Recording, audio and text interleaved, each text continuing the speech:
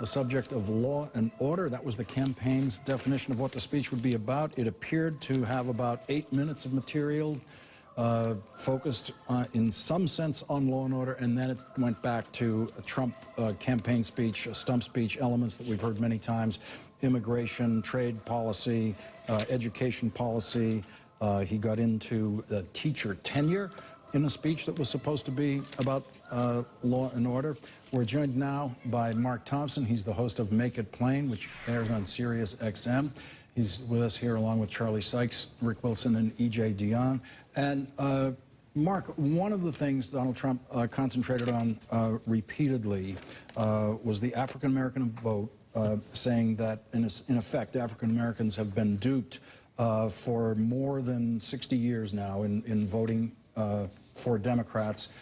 And the latest NBC News Wall Street Journal poll of African-American voters shows that Donald Trump is beating Gary Johnson by 1 point. Gary Johnson has 0 support in the poll of African-American voters. Donald Trump has 1%. Hillary Clinton has 86%. Jill Stein has 4%. What was your reaction to what he was saying there about how the Democratic Party has duped African Americans into voting for him? Thanks, as always, first of all, for having me on, Lawrence. If I had not seen it, if you had just asked me, what did he say, I could have told you this is what he said. That is the cliche of cliches. Republicans have been saying that for 60 years, that African Americans have been duped and one-sided. But the Republican Party has done very little to appeal to African Americans. And then for Trump himself to say that in front of a majority white audience. Now, if he was concerned about African Americans, why wouldn't he go into Milwaukee and try to show some concern for the people who were there? Instead, he goes to an all-white audience in West Bend. He talks about... It's about an hour away from Milwaukee. Yeah, so it's close enough. He could have gone. Yeah. He goes to West Bend, and he refers to African Americans as looters. He makes that generalization and still tries to ask for our vote at the same time. Hillary Clinton has 86% of the African American vote because we know Trump. We have history with him from his discrimination, which was cited by the Department of Justice, by his calls and his attacks on the Central Park Five. He is running a racist campaign, and quite frankly, it's probably high time that we have a reasonable suspicion that Donald Trump is a racist himself. This, after all, is the man who questioned President Obama's citizenship. And not only has he attacked African Americans, he's attacked other groups as well, the Khan family, Latinos, Jews. So it's really incredible. If he were concerned about African Americans, he would have gone to Milwaukee, and he would have accepted the invitation of the NAACP to come and speak at their convention, as all presidential candidates traditionally do. E.J. Dionne, he couldn't bring himself to tell the truth about where he was. He said repeatedly in this speech, right here in Milwaukee. Yeah, I was really struck by exactly the same thing. West Bend is a town that is 1% African American, and yet here he is giving this pitch, at least in theory, this pitch for the African American vote. It's interesting, there was a piece in the New York Times, I think yesterday, where a Republican consultant who had done outreach for Republicans to the African Americans said, you have to do the bare minimum, and he's not even doing that, Donald Trump. And so I guess that's what he thought he was doing, but he probably was doing something else, which is he was giving a classic pro-police law and order pitch, often compared to Richard Nixon, very much a Roger Ailes kind of pitch.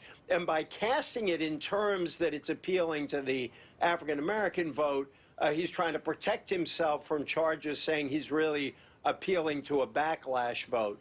So he's either trying to double that 1% he's got in the polls, or he's using this as cover.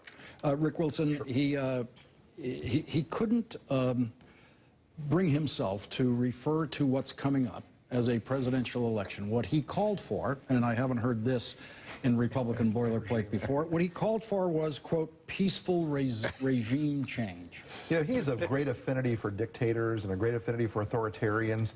And I think people ought to look at that as a red flag and how he looks at this election, because he's trying to rev his people up, saying the election's going to be rigged and stolen. He wants to make it this predicate about the evil establishment that's all out to get him.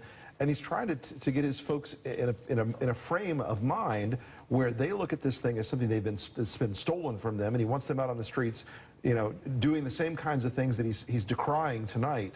And look, he's a guy who's divided the country from the very beginning of this campaign, and that's no different. Starting to call this regime change, it's delegitimizing the democratic process that we're engaged in right now. And that's classic Trump. He doesn't have an affinity for the Constitution or for the Republic or for the democratic process in any way. He would love to be crowned. He would love to have the crown set on his head on a throne in Washington, because that's how he sees himself.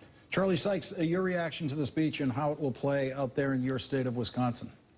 Yeah, I may have a slightly different perspective because I'm right here. My wife's family is from West Bend. I spent a lot of time there. I'm in Milwaukee right now.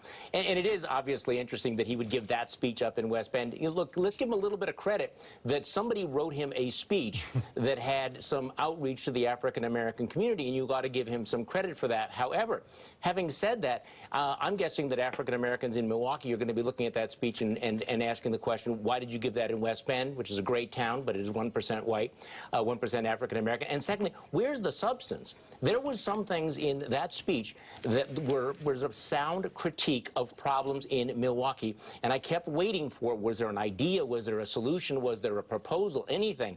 In fact, you know, when he started that 8 minutes on law and order, given what's happened here in Milwaukee, my reaction was, that's going to play well with the southeastern Wisconsin conservative base. He was hitting all the right notes. Somebody had prepped him well. Somebody had given him some information. And I was waiting for and therefore I'm going to do what? And there was nothing. So he scored some points, I think, here in southeastern Wisconsin, you know, with the conservative base.